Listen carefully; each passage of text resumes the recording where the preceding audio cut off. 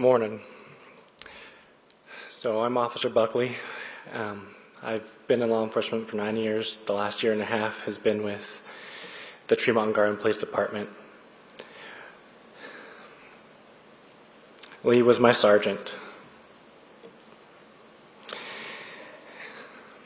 I stand with you all today to honor not just a father and a friend, but the best example of what an officer is.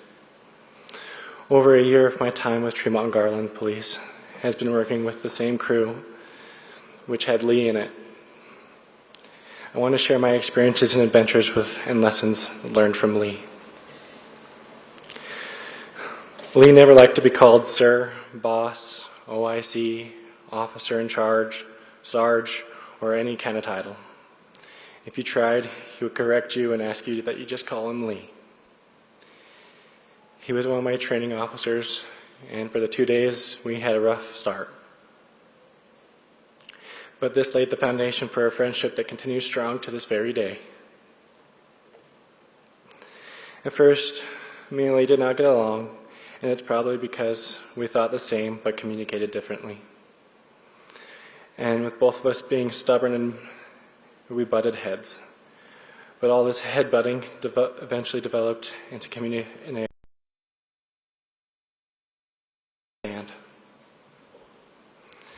That's the type of officer Lee was. He shaped his teaching style to each individual person he came in contact with to help them grow, not just in law enforcement, but also in life. Lee cared about each individual person in his life. When he wasn't on scene of a call, he was on the phone, talking with someone, giving them advice, and then helping them. And if you ignored when he called, he would give you grief like no other, because he would always answer your call, no matter the time of day or night. These calls with Lee could last hours, so it was usually best to try and find him and then continue talking in person. The conversation usually started with a message from Lee, setting a U.S. state code or a case to read, and asking your opinion, which would then lead to a conversation exploring each and every possible viewpoint and how each could be defended. When Grayson and Eric joined me and Lee on our crew, we continued this into a group conversation. We would meet in random locations in town and all park and get out of our vehicles and talk. This would eventually develop into what is known to be lunch and learn, where we would meet at midnight at the department for lunch and discuss whatever topic we had come up with for the night. The goal behind this was not to only help us with our law enforcement knowledge, but also to help make sure we had enough training hours for the year, so that our admin would not have to worry about our crew not having enough hours to keep our certifications.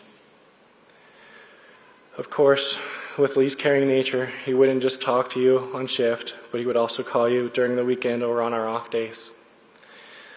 Last year, I went on a bull elk hunt for a few days, and when I got home, within an hour, I had a text from Lee giving me grief that I had missed my shot.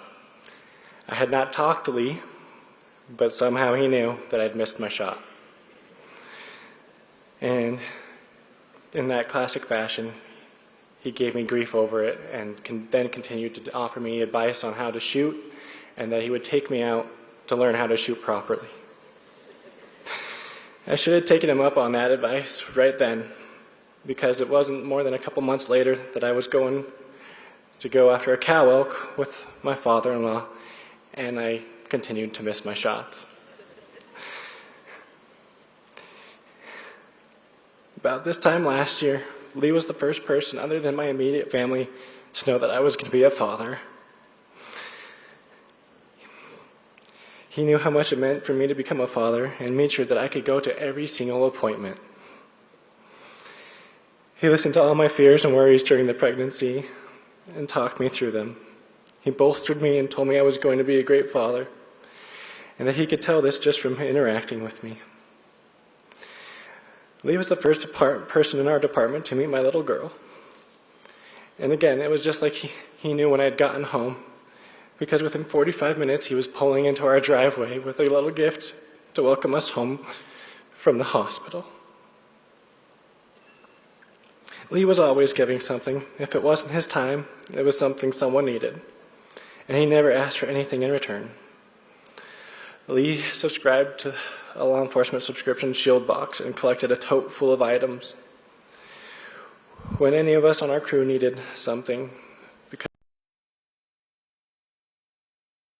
using our car, Lee would pull out his tote and then go through it and find something similar or the exact item and give it to us. Lee would do this without asking for payment.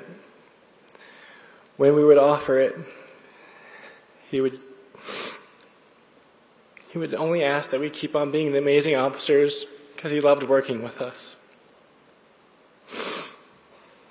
For the last 8 months, Lee led our crew as officer in charge because we were down a sergeant. All of us on patrol crew, too, immediately started to give him a hard time, calling him boss, ghost sarge, and other supervisor nicknames. We did this to mess with Lee because he did not ask to lead our crew, but he led anyways.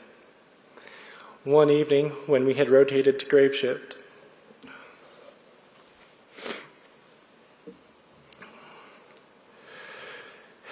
Lee had gone inside to get something, and we had all decided as a patrol crew to mess with Lee. One of us got a window marker and went up to his patrol car. We started drawing sergeant stripes and a supervisor title on it. We did this all without Lee knowing. And we finished our briefing and we promptly went our separate ways. I had only gone 3 blocks when a chat came across our computers telling us we were all fired for defacing police property. We all answered that we had no idea what he was talking about and maintained our innocence. As cops, we all know our Fifth Amendment right is to not self-incriminate. Lee told us that he would be out of service for the next little while to rewash his car of our vandalism. So when the opportunity came for Lee to put him for sergeant, our whole crew nominated him because we were afraid that he wouldn't do it himself. But Lee was a smart man, and he figured out what we were doing and put in for it himself. On August 7th, the day of the test, I sent him a good luck text. I wanted him to be my sergeant. I loved working with him and for him.